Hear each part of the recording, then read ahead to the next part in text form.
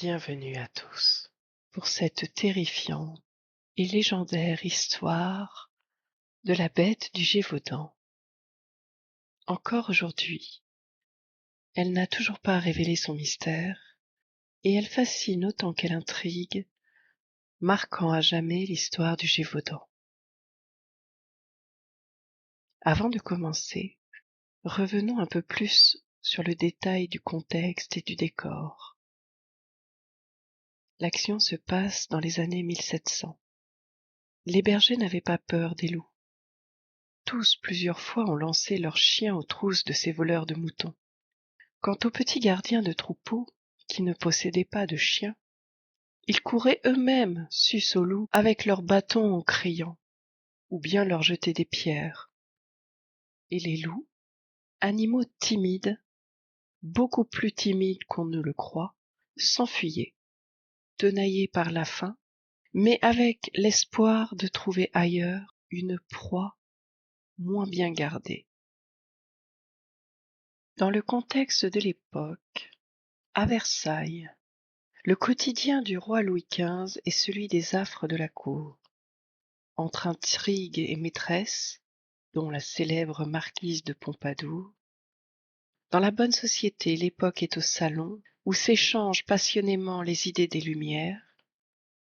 Le pays se remet tout juste de la terrible guerre de 7 ans, où la France a combattu l'Angleterre sur toutes les mers et y a laissé sa nouvelle France, le Canada français, quelques arpents de neige selon les bons mots de Voltaire. La France du Gévaudan est bien loin du quotidien royal, des guerres américaines et des Lumières. Dans ces hauts plateaux du Massif central, en quelque sorte au milieu des montagnes centres, la neige recouvre 3 à 4 mois de l'année un territoire de montagnes douces, au sommet arrondi et boisé. De hauts plateaux et de gorges escarpées, de landes de granit et de bruyères, de forêts profondes et de molières, des zones de tourbières constituant autant de dangereux bourbiers. Il faut comprendre que les communications sont difficiles. Les sommets et les hauts plateaux sont très peu peuplés, et les villages et les hameaux sont concentrés dans les vallées. Les routes sont rares, tortueuses, il faut souvent multiplier par 4 la distance à vol d'oiseau pour se rendre d'un point A à un point B. Enfin, le climat n'est pas des plus faciles. Les étés sont courts, les pluies abondantes, les vents sont puissants, il y a également de gros orages, des brouillards, des neiges précoces et des congères. Dans ce pays à la vie rude, un pays d'élevage, vivent plusieurs dizaines de milliers d'habitants, en grande majorité des familles de paysans. Les parents sont dans les champs, dans les vallées, ou bûcherons dans les pentes et des montagnes, et ce sont les enfants, les adolescents, qui gardent le troupeau. Ils sont souvent seuls, isolés sur les pâturages des plateaux. Ainsi, il n'est pas rare d'apercevoir un jeune berger ou une bergère qui garde généralement ses vaches ou ses moutons, accompagné d'un ou plusieurs chiens. Il monte le troupeau le matin et revient avant la nuit.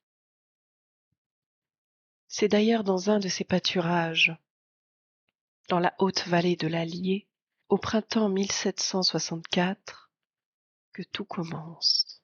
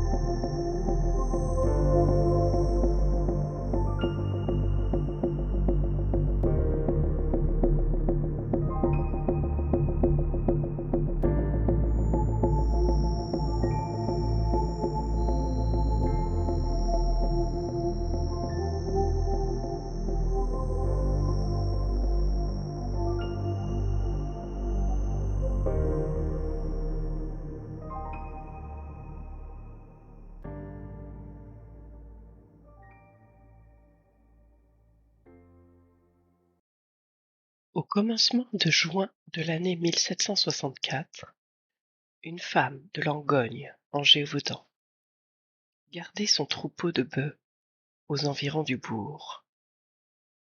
Elle fut attaquée par une bête féroce. Ses chiens, à la vue de la bête, tremblants de peur, s'enfuirent la queue basse. Les bœufs, au contraire, vaillamment groupés autour de leur gardienne, mirent l'animal en fuite.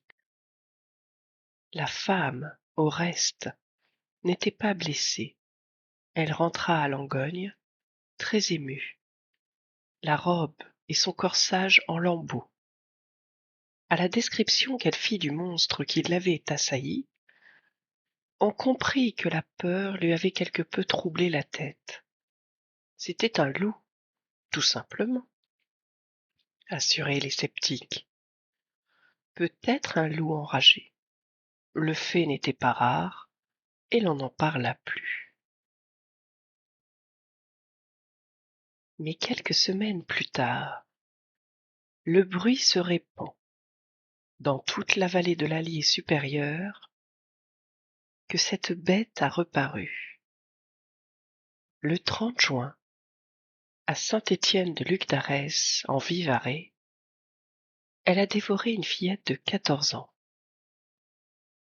Le 8 août, elle attaque une fille de Puylaurens, la déchire.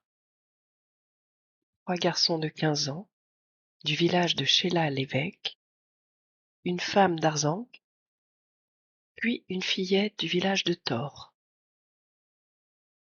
S'ensuit un berger à Chaudérac. Tous sont retrouvés morts dans les champs. Leurs corps, horriblement mutilés, sont à peine reconnaissables. En septembre, une fille de Roclès, un homme de Choisinet, une femme d'Apcher disparaissent. On ne recueille d'eux que des débris et des lambeaux de leurs vêtements, éparpillés dans les champs et dans les bois. Le 8 octobre, c'est un jeune homme du village de Pouget. Il rentre dans son village terrifié, à demi-mort. Il a rencontré dans le verger la bête, qui lui a alors lacéré la peau du crâne et de la poitrine. 2 jours plus tard, un enfant de 13 ans a également le front ouvert, le cuir chevelu arraché. Fin du mois, le 19 octobre, une fille de 20 ans est retrouvée aux environs de Saint-Alban, dans une prairie, affreusement déchiquetée. La bête s'est acharnée sur elle, l'a vidée de son sang et a dévoré ses entrailles.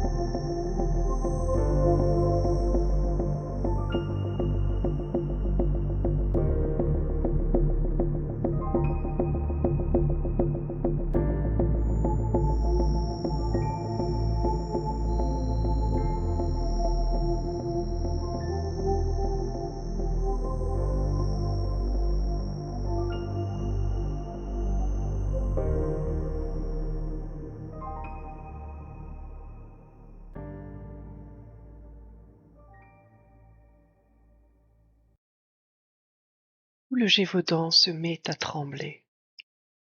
Le capitaine Duhamel, aide-major des dragons de Langogne, s'est volontairement mis à la tête d'une troupe de hardis paysans afin de donner la chasse à l'animal mystérieux. Il avait même cerné et tué un grand loup qui lui avait valu 18 livres de prime. Mais les gens de la campagne ne se rassuraient point. Ce vulgaire loup ne pouvait être la bête. Et de ce fait, on apprit presque aussitôt que celle-ci se moquait des chasseurs et poursuivait ses ravages.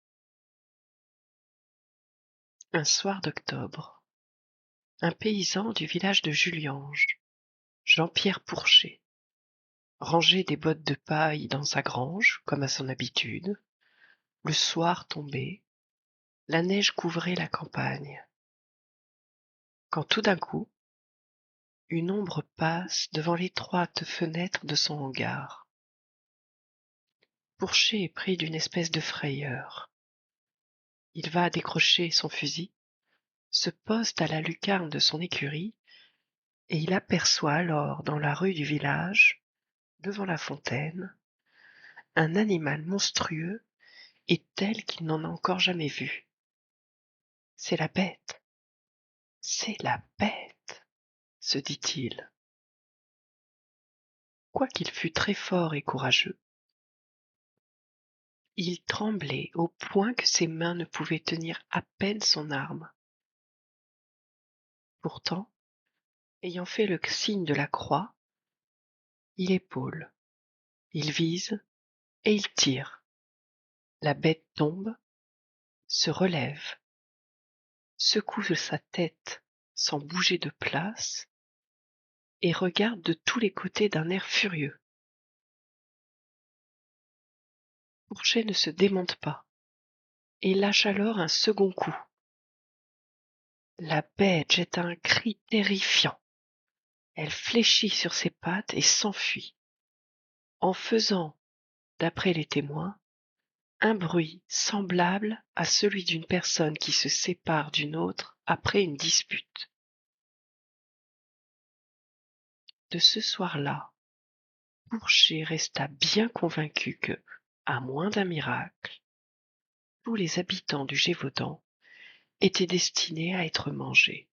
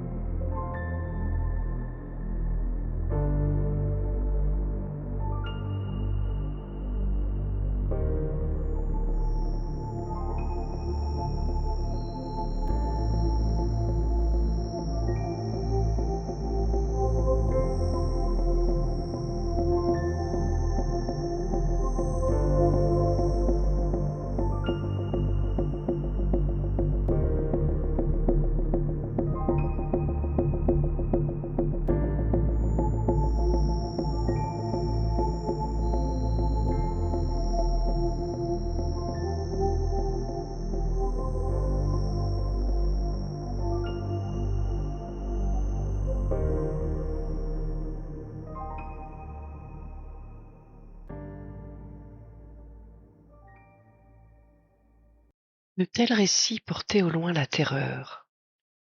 Les travaux des champs étaient délaissés, les routes désertées. Les gens ne sortaient de chez eux qu'en troupes bien armées. Le capitaine Duhamel et ses dragons opéraient des battues journalières. 1200 paysans, porteurs de fusils, de faux, d'épieux et de bâtons, lui servaient alors d'escorte. Dès qu'un méfait de la bête était signalé, on se ruait en masse à sa poursuite. Monsieur de Lafont, syndic de Mende, Monsieur de Montcamp, commandant général des troupes du Languedoc, Monsieur de Morangiès, un gentilhomme de la région, et Mercier, le plus hardi chasseur du Gévaudan.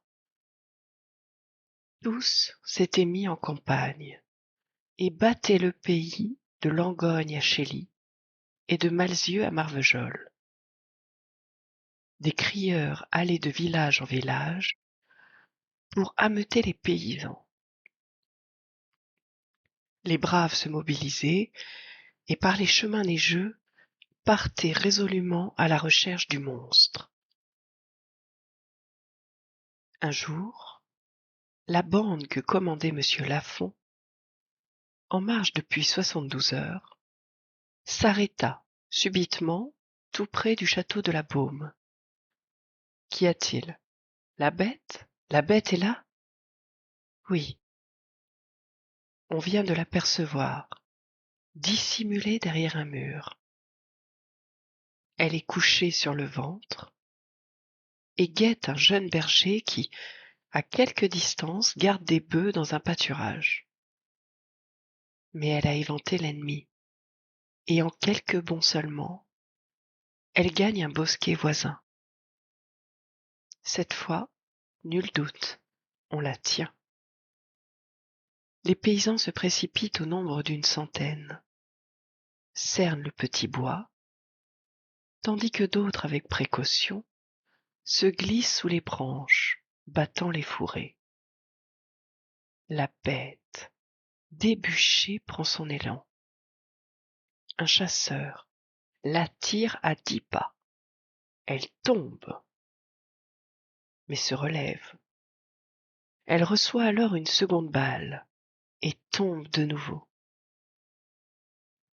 mais se relève encore et rentre dans le bois en clopinant. On la poursuit et on la fusille de tous côtés.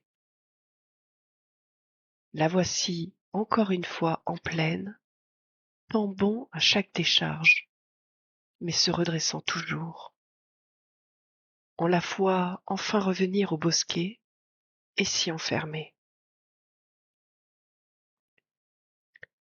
On l'y poursuit jusqu'à la nuit sans la rencontrer de nouveau.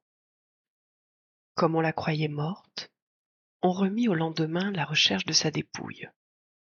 À l'aube, 200 hommes, bien armés, explorent tous les buissons, écartent les branches, fouillent les amoncellements de feuilles mortes, jusqu'à ce que l'on apprenne que 2 femmes s'étaient risquées dans les champs sur la bonne nouvelle que la bête fut tuée, l'avaient vue passer, très vivante, mais boitant un peu. 2 jours plus tard, et à 3 lieues de là, un jeune homme de Rimez était rapporté tout sanglant, la peau du crâne enlevée et le flanc ouvert. Ce même jour, une enfant de Fontan était mordue à la joue et au bras, et l'on retrouvait dans un champ voisin de l'habitation de Monsieur de Morangiès un cadavre en lambeaux d'une fille de 21 ans que, malgré son épouvante, ses parents avaient forcé d'aller traire les vaches. C'était à désespérer. Des 10 000 chasseurs qui, à la fin d'octobre, s'étaient mis en campagne, il n'en restait plus un qui n'estimât toute tentative désormais inutile. Le Gévaudan devait se résigner et subir avec une pieuse patience ce mystérieux et cruel fléau.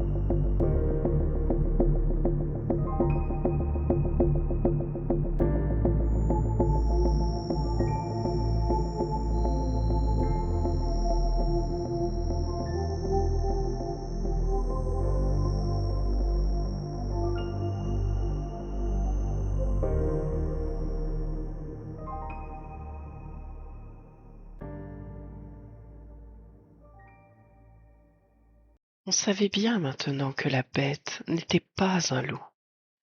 Trop de gens l'avaient vue et donnaient d'elle des descriptions concordantes. C'était un animal fantastique, de la taille d'un veau ou d'un âne.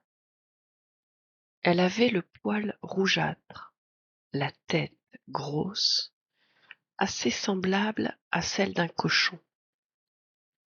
Sa gueule était toujours béante, ses oreilles courtes et droites, le poitrail blanc et fort large, la queue longue et fournie, avec le bout blanc. Certains disaient même que ses pieds de derrière étaient garnis de sabots, comme ceux d'un cheval. La bête semblait douée d'une sorte d'ubiquité, dénotant une agilité surprenante. Dans le même jour, on avait constaté sa présence en des endroits distants l'un de l'autre de 7 à 8 lieues. Elle aimait à se dresser sur son derrière et à faire de petites singeries, auquel cas elle paraissait, selon des témoins, gaie comme une personne, et feignait de n'avoir point de méchanceté. Si elle était pressée, on la voyait traverser les rivières en 2 ou 3 sauts.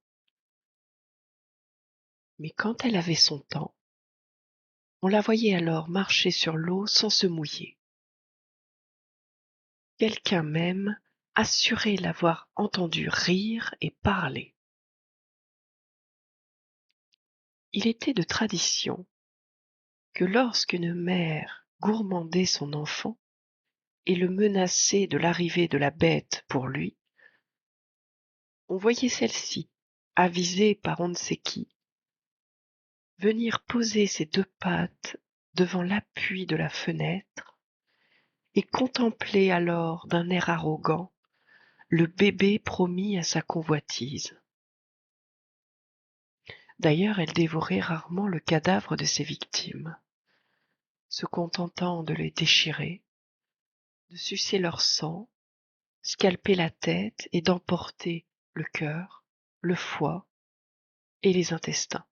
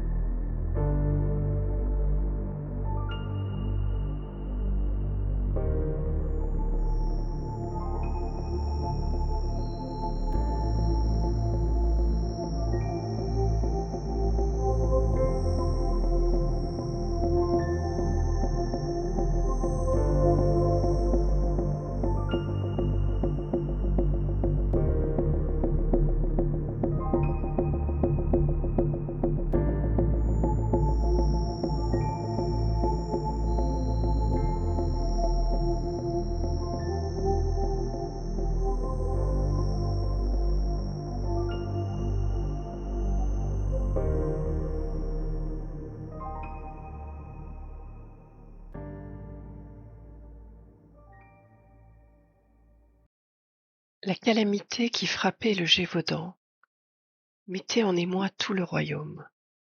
Des journaux de Clermont et de Montpellier, la nouvelle était alors passée aux gazettes parisiennes. La bête faisait à la ville et à la cour le sujet de toutes les conversations. Le roi Louis XV lui-même, bien qu'il eût d'autres soucis, voulut bien compatir au malheur de ces faits au sujet du Languedoc, et son ministre donna alors l'ordre de faire donner de la troupe. Conformément aux instructions, le capitaine Duhamel vint, à la tête de ses dragons, installer son quartier général à Saint-Chély. Il y tint conseil avec les tireurs les plus réputés de la région, M. de Saint-Laurent et M. Lavigne. Puis il fit un plan de campagne qui consistait en 8 battues. Une gratification de 2000 puis de 6000 livres fut promise à celui qui tuerait la bête. Au prône de toutes les paroisses fut donnée lecture des dispositions prises et l'annonce de si sages mesures réconforta quelque peu les paysans. À moins qu'elle ne fût vomie par l'enfer, cette bête devait, à coup sûr, succomber, et l'on ne tarderait pas dans le Gévaudan à apprendre sa fin. Pour plus d'assurance même, ces messieurs des États de Languedoc ordonnèrent que sa dépouille serait apportée au lieu de leur séance, afin que chacun pût se rendre compte que la bête était enfin exterminée. Les 8 battues s'effectuèrent dans l'ordre prescrit du 20 au 27 novembre, et elles ne donnèrent aucun résultat. Dès que les troupes eurent regagné leur content, on apprit que durant l'expédition, la bête avait poussé une pointe du côté de Sainte-Colombe. Elle y avait tué là-bas 5 filles, une femme et 4 enfants. La terreur redoubla. L'évêque de Mende consacra un mandement à cette désolation publique et des oraisons furent ordonnées dans toute l'étendue du diocèse pour qu'il plût à Dieu de susciter un nouveau Saint-Georges. Victoire du dragon. Assuré d'avance de la vénération de tout le pays. Et tandis que les habitants étaient tous en prière, la bête, en plein jour, le 6 janvier 1765, enlevait une mère de famille, Delphine Courtiol, dans le village de Saint-Méry. C'était, assurait-on, sa 60e victime, sans compter les malheureux, en grand nombre, qu'elle avait en 6 mois soit blessés, soit estropiés.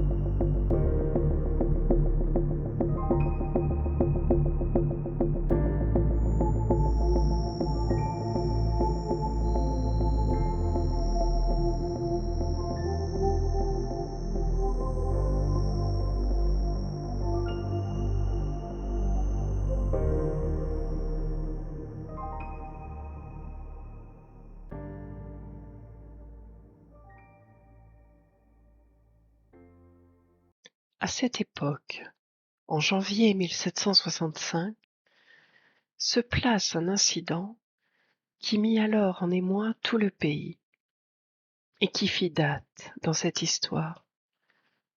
Le 12 janvier, un berger du village de Chaneley, âgé de 12 ans, et prénommé Jacques Portefait, gardait ses bestiaux dans la montagne. Il était accompagné de 4 camarades et de 2 fillettes, tous plus jeunes que lui. Par crainte de la bête, ses enfants s'étaient armés de bâtons, à l'extrémité desquels ils avaient fiché des lames de couteau. L'une des petites, soudain, poussa un cri. La bête venait de surgir d'un buisson à quelques pas d'elle. Jacques Portefait groupe tout son monde, les plus forts en avant protégeant le reste de la troupe. Le monstre tourne autour d'eux, la gueule écumante. Les braves petits, serrés l'un contre l'autre, font le signe de croix et cherchent à se défendre à coups de leurs épieux. Mais la bête s'élance et en saisit un par la gorge et l'emporte. Il s'agit du petit Panafieux. Il a 8 ans. Portefait héroïquement se lance à la poursuite du fauve, le larde alors de coups de couteau et le force à lâcher sa proie.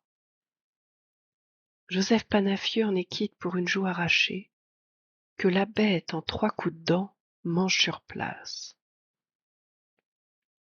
Mise en goût, elle attaque le groupe une seconde fois, renverse l'une des fillettes et mord un garçon à la lèvre.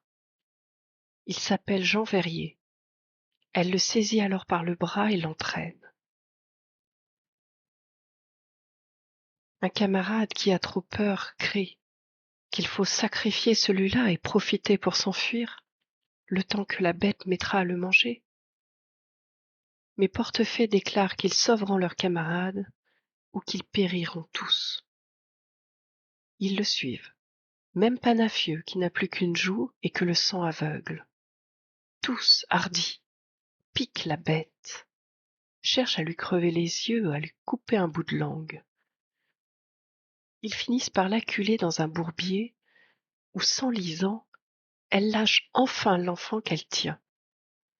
Portefaix en profite et se jette entre elle et lui, et cogne à grands coups de bâton sur le groin du monstre qui recule, qui se secoue et finit par s'enfuir.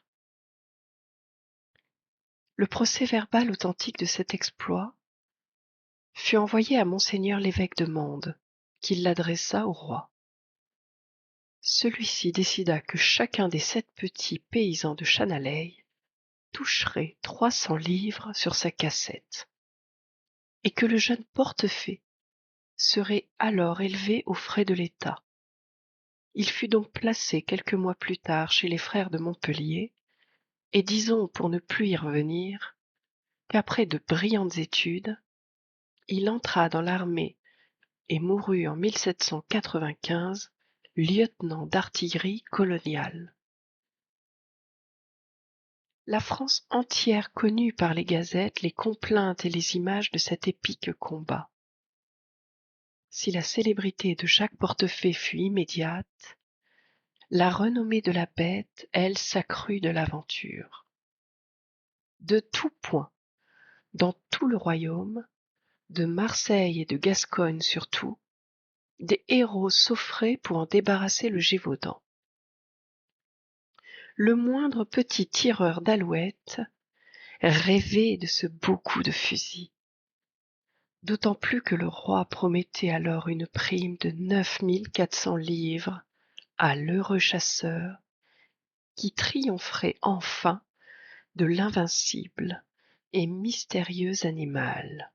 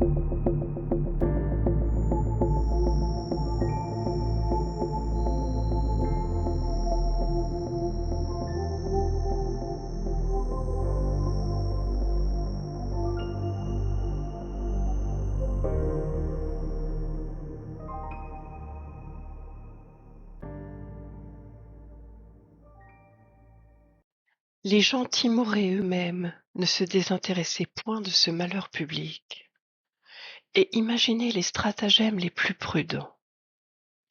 L'un émettait l'idée saugrenue de fabriquer des femmes artificielles, qu'on ficherait sur des piquets à l'orée des bois fréquentés par la baie.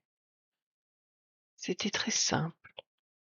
Un sac en peau de brebis pour simuler le corps, 2 autres, plus allongés, représentant les jambes.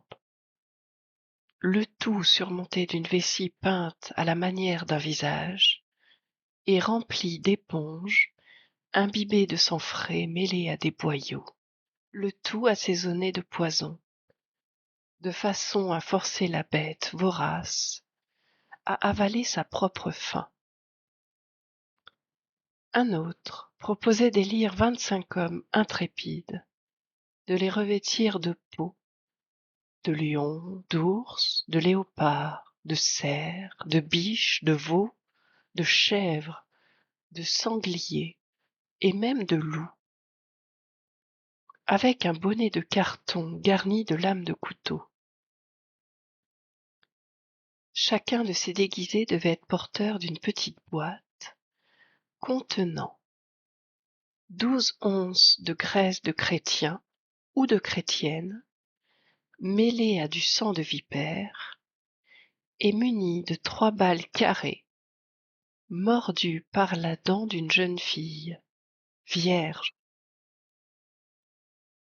Un troisième avait inventé une machine infernale composée de 30 fusils, à la gâchette desquels 30 cordes attachées devaient être mises en mouvement par les contorsions d'un veau de 6 mois se débattant à la vue de la bête. Tandis que les fantaisistes s'ingéniaient, celle-ci continuait ses ravages, et son audace semblait croître. Le 2 janvier 1765, elle déchira un enfant de 14 ans, Jean Châteauneuf, dans la paroisse de Crèze. On célébra pour la victime un service à l'église du village.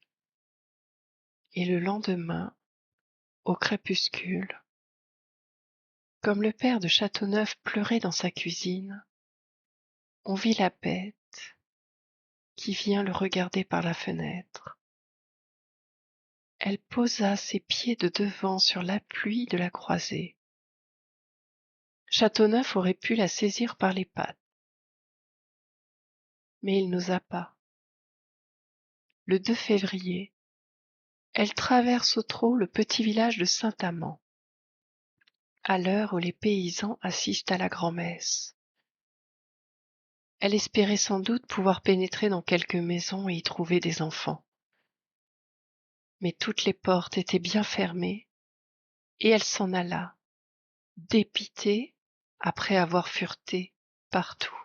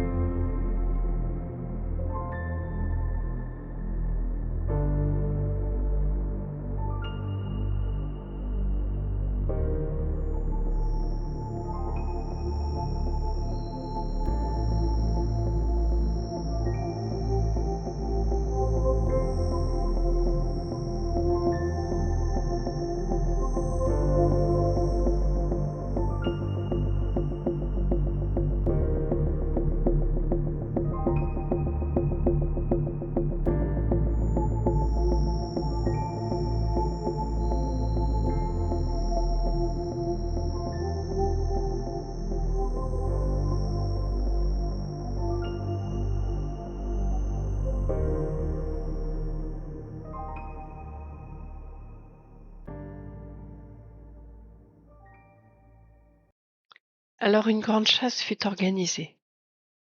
Duhamel donna l'ordre à 73 paroisses, et 20 000 hommes répondirent à son appel.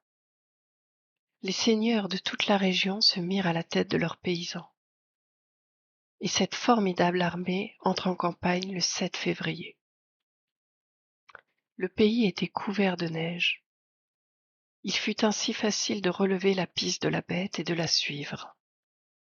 5 paysans du Malzieu la tirèrent. Elle tomba en poussant un grand cri, mais se releva aussitôt et disparut. Le lendemain, on trouva le corps d'une fillette de 14 ans, dont elle avait d'un coup de gueule tranché la tête. Dépité, on fit de ce cadavre un appât, disposé en bonne place et entouré d'une ligne habile de tireurs bien cachés. Mais la bête se méfia et ne se montra pas. Le découragement fut immense. Ces chasses infructueuses, les exigences des dragons, les dépenses que leur séjour imposait aux habitants, ruinaient le pays, que la peur du reste paralysait, au point qu'on n'osait plus mettre le bétail au pâturage, et que les marchés restaient alors déserts. Jamais si lamentable catastrophe n'avait frappé le Gévaudan, et nul ne pouvait prévoir la fin de ce fléau.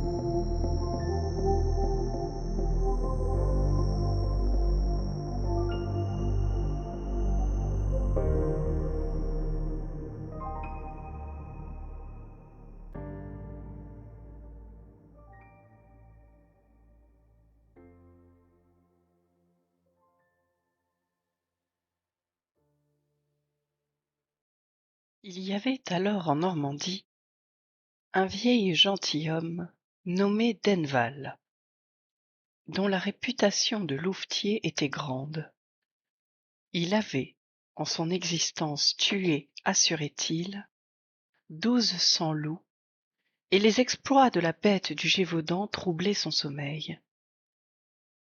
Il entreprit le voyage de Versailles, parvint à se faire présenter au roi Louis XV, lui offrit ses services, qui furent acceptés. Il jura à sa majesté qu'il tuerait la bête, la rapporterait empaillée à Versailles, afin que tous les seigneurs de la cour fussent témoins de son triomphe. Le roi lui souhaita bonne chance, et Denval se mit en route.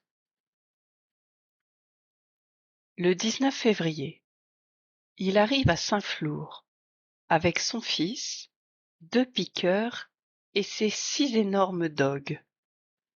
Pour ne point fatiguer leurs chiens, les Normands voyageaient à petites journées, ce dont la bête profita pour dévorer à raison d'un par jour environ une vingtaine d'enfants.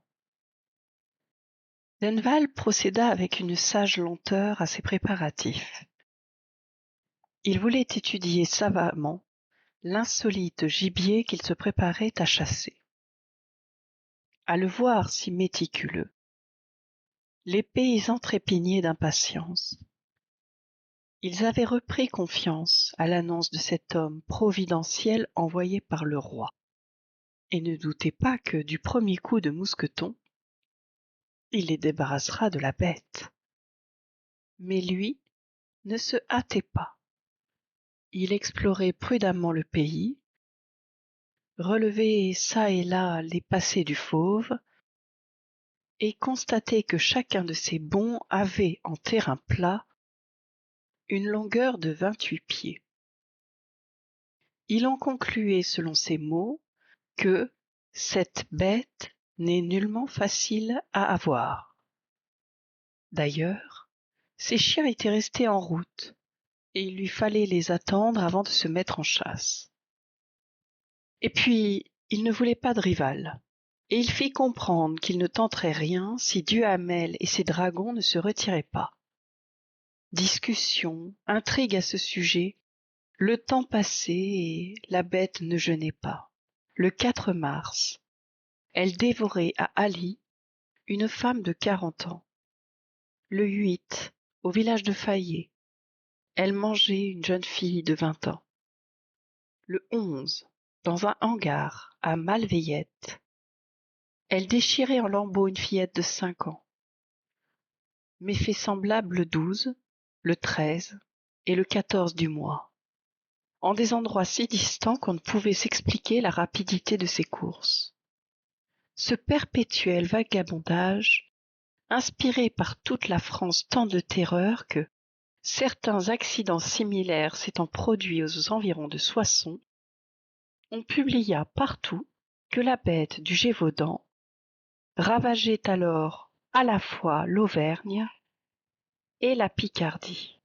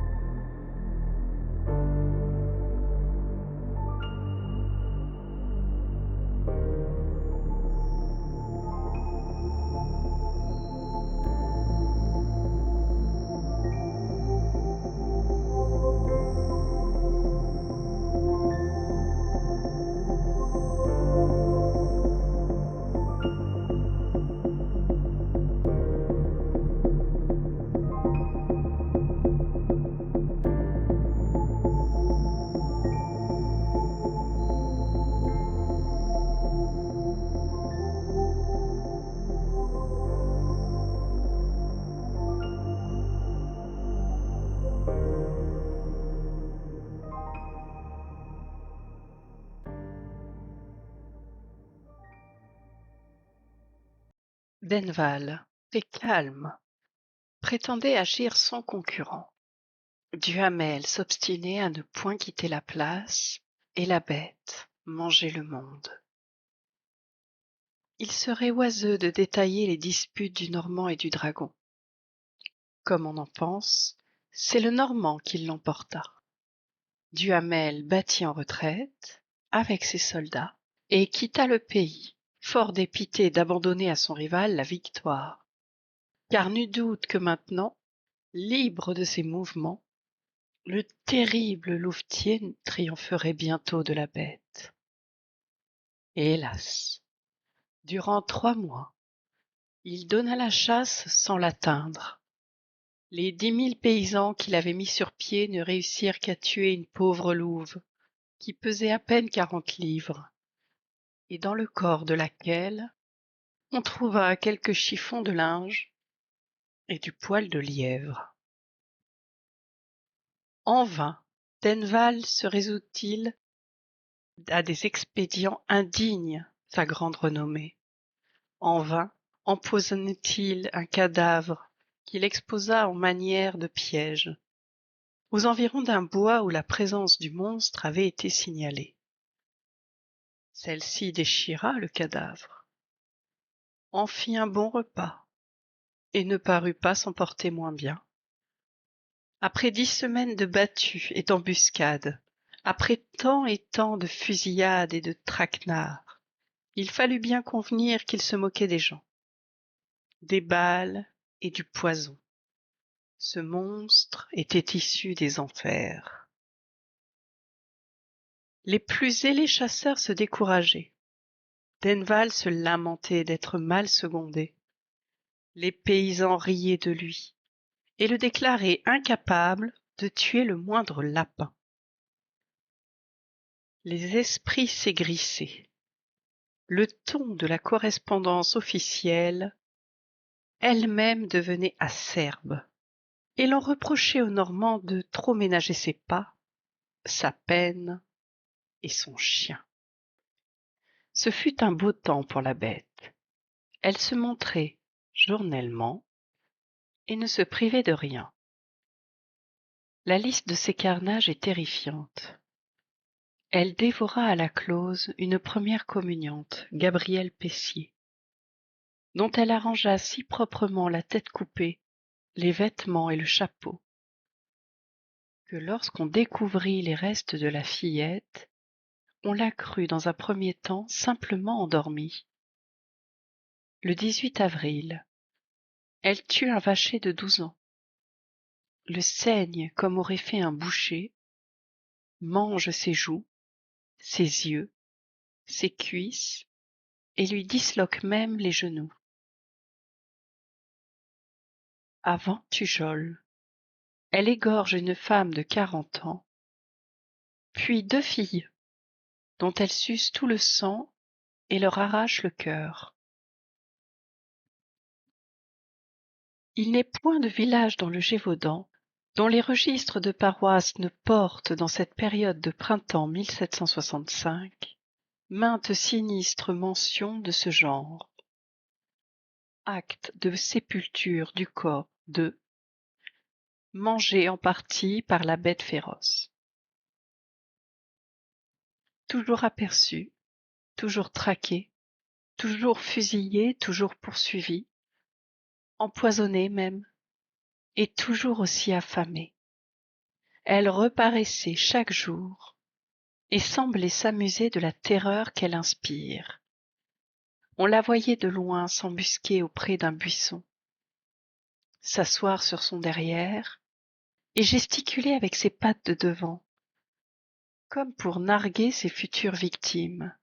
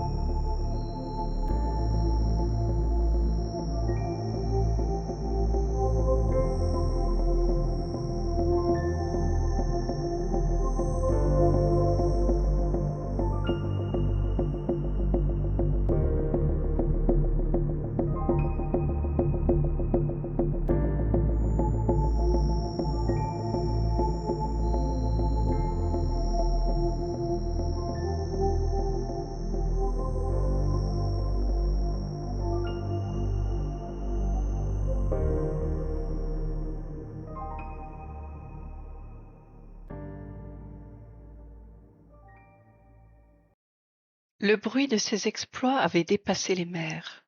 Les Anglais, se sentant bien à l'abri dans leur île, se moquaient fort des terreurs du Gévaudan.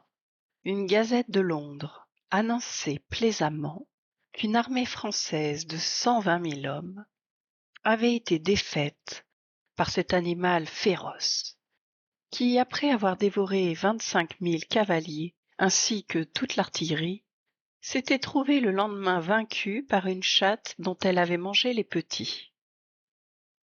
C'en était trop. L'honneur du pays se trouvait en jeu. Louis XV, qui ne s'émouvait pas facilement, comprit qu'il fallait agir, et agir vite. Il donna l'ordre à son premier porte-arquebuse, Monsieur Antoine de Beauterne, de se rendre immédiatement en Gévaudan et de lui rapporter à Versailles la dépouille de ce monstre. Cette fois, on fut rassuré. La bête allait périr, puisque tel était l'ordre émanant de sa majesté. Antoine, son fils, ses domestiques, ses gardes, ses valets et ses limiers arrivèrent à Saugues le 22 juin. Monsieur le porte-arquebuse commença par congédier Denval. Puis, il réquisitionna des hommes de peine pour porter ses bagages et soigner ses chiens. Il agissait en grand seigneur, sûr de n'avoir pour vaincre qu'à paraître.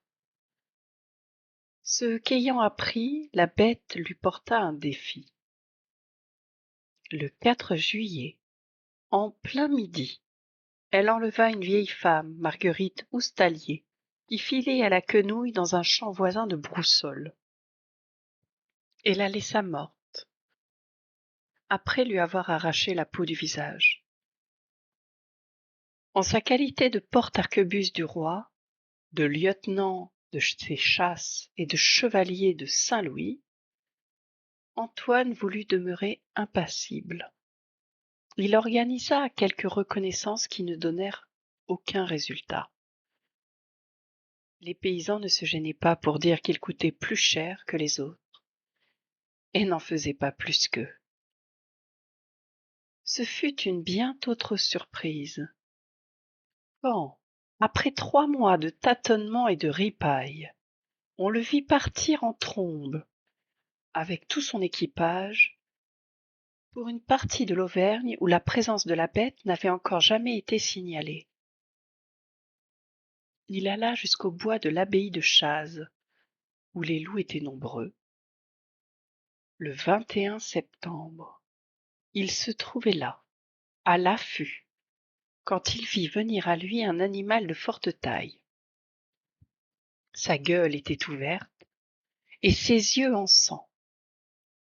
Nul doute, c'était la bête. Antoine tira. La bête tomba. Elle avait reçu la balle dans l'œil droit.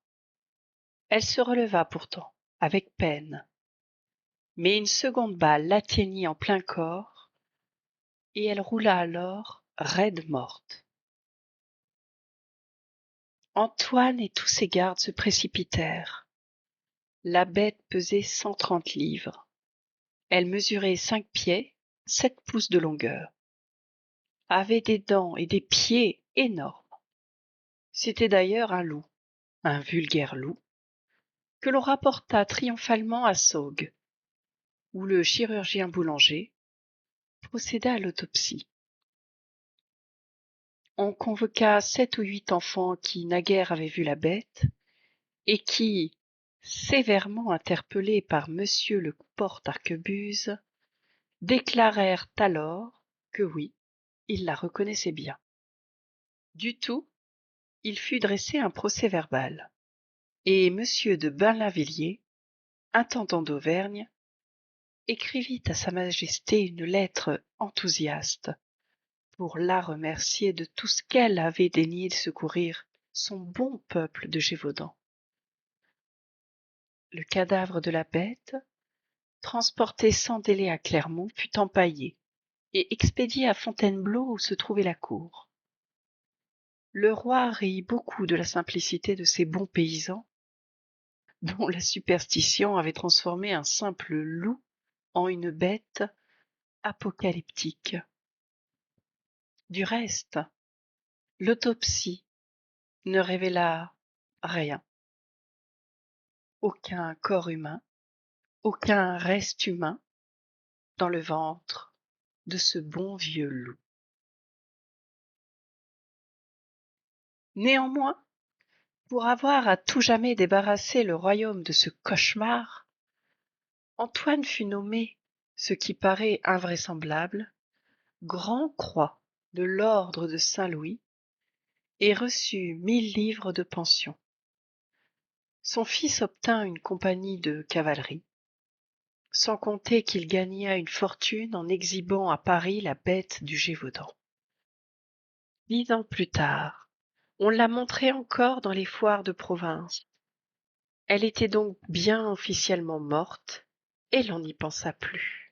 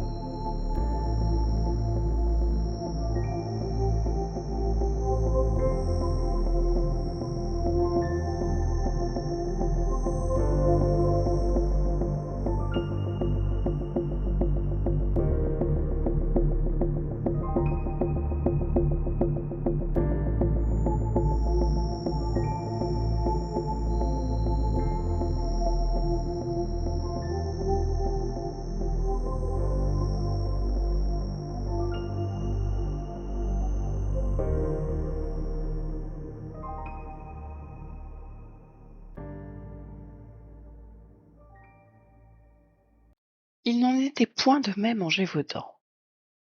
Il se trouvait là des incrédules pour assurer, sauf respect, que monsieur Antoine n'était qu'un mystificateur, que du moins, par trop d'empressement d'obéir aux ordres du roi, il avait bel et bien tué une bête, mais que ce n'était pas la bête.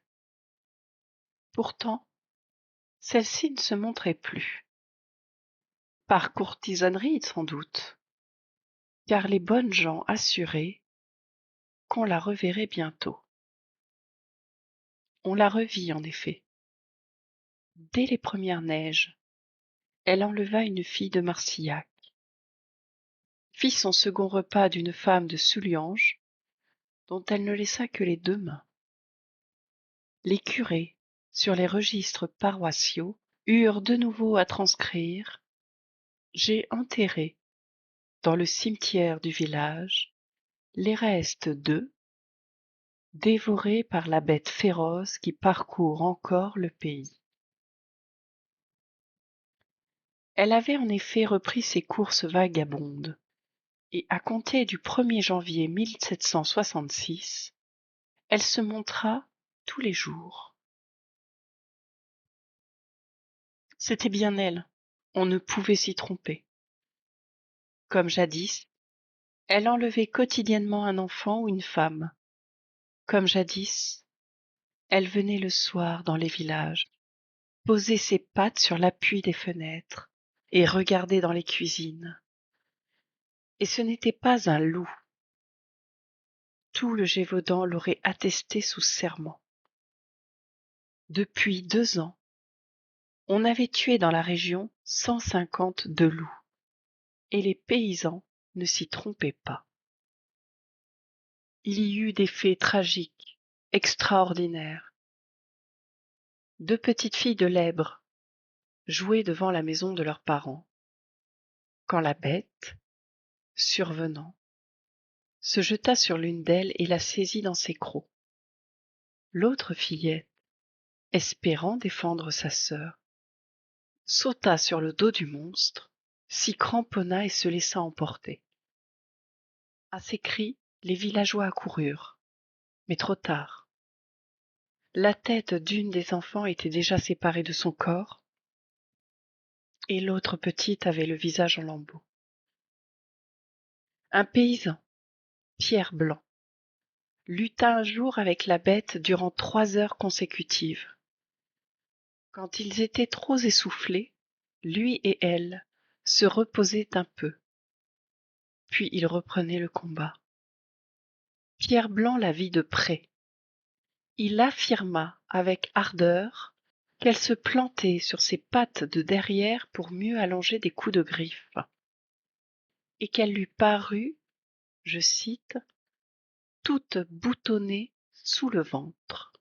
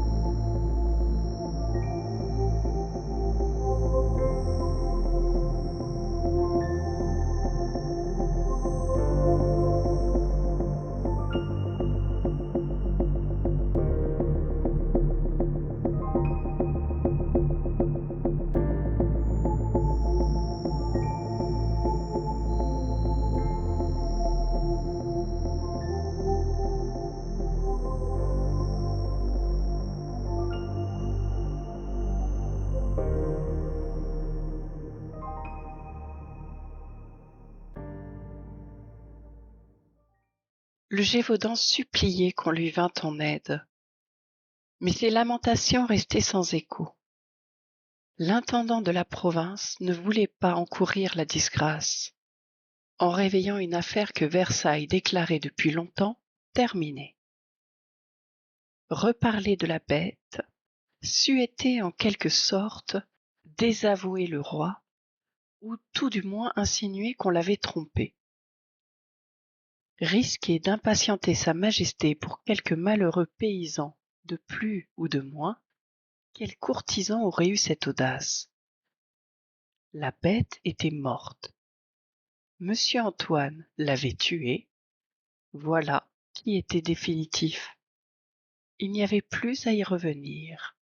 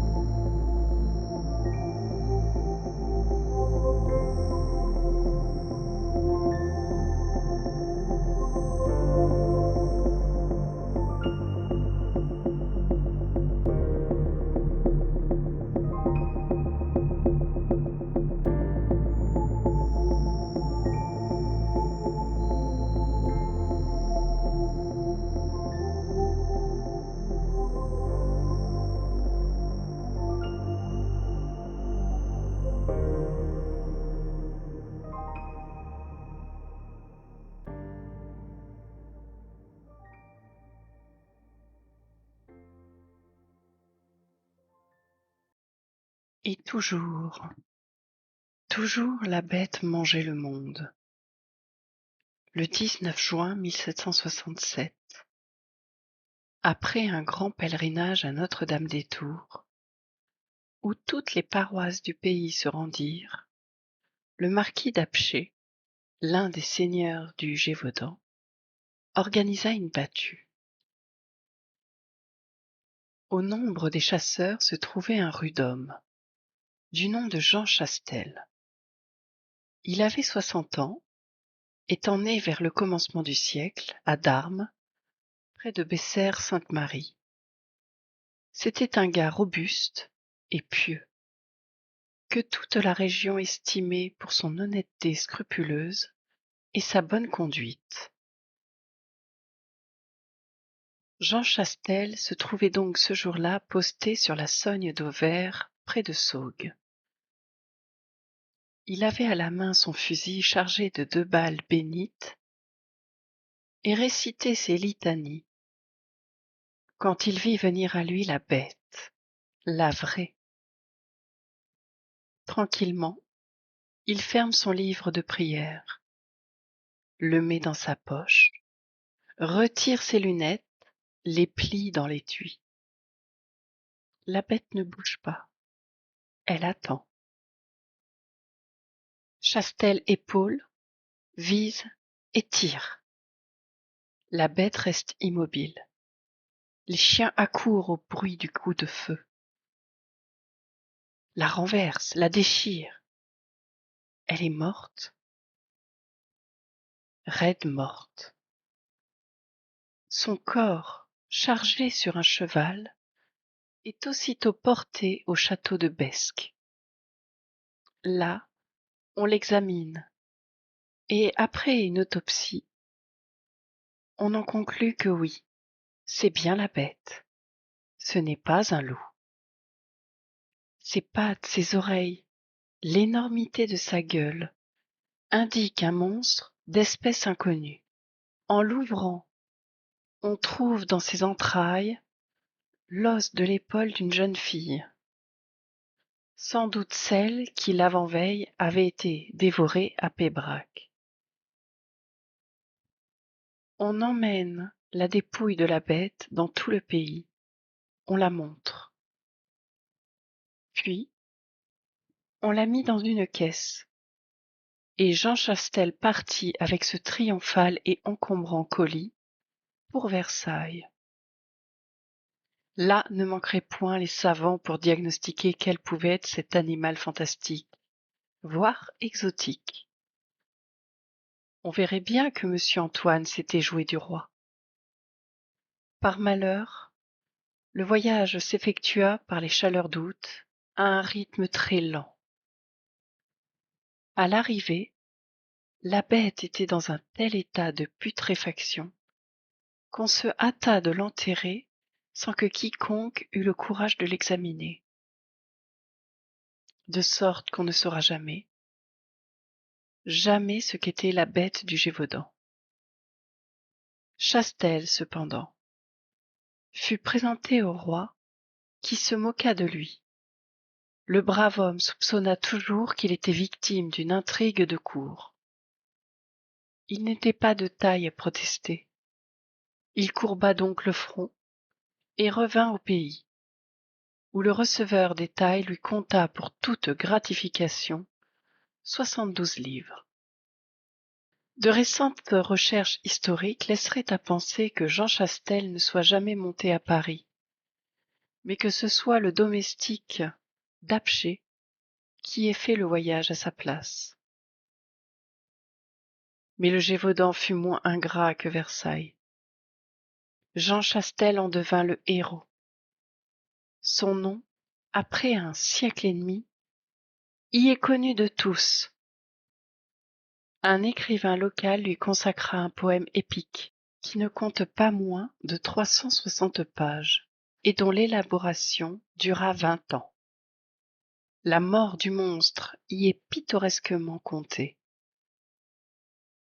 On y voit le hardi chasseur, ajustant son fusil, le coup part et la bête vomit des flots de sang.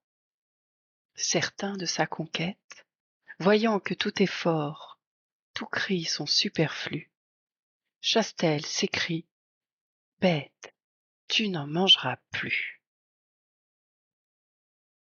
À la sogne d'Auvers, est-il nécessaire de l'ajouter, certains assurent qu'au lieu même où la bête a été tuée, l'herbe ne vient pas plus haute une saison que l'autre, elle y est d'ailleurs toujours rougeâtre, et aucun animal ne consent à brouter ce gazon maudit.